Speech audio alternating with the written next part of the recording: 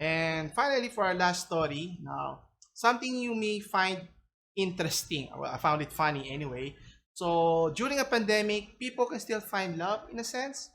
What type of love? Well, here's the ironic thing: a teenager has finally found a dream date of sorts. So, what do I mean by dream date?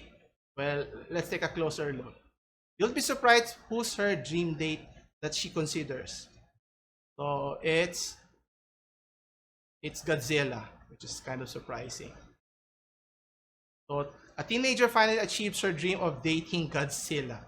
I don't know whether to take it seriously or to laugh out loud here, but it is what it is. And according to the article here, the 13-year-old Sierra Watanabe is a huge Godzilla fan, obviously. So she has a collection of figurines and does an excellent impression of Kaiju's roar, as she mentioned. And then there was an opportunity. There was a television show in Osaka, Japan. I think it's called Tentai Night Scoop, where they offer requests from viewers, typically silly ones, so turning those dreams into reality. I guess that came to be, and based on the latest episode, so the TV show visited the teenager, and surprise to her knowledge, she saw Godzilla right outside her house, and she fell down and had difficulty breathing. So that was her date. So you can see here, yes. So they visited her house, and look at her surprise. So happy seeing her dream date. So she went on a date with Godzilla, as mentioned. They packed bento. Packing a bento she made, bring her grandfather as a chaperone.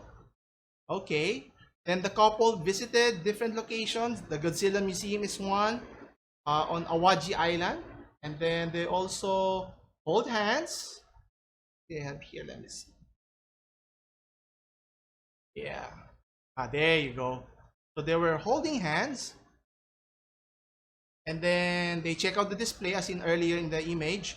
And then later during lunch, Godzilla couldn't actually eat the bento, so she pretended to feed her. How nice.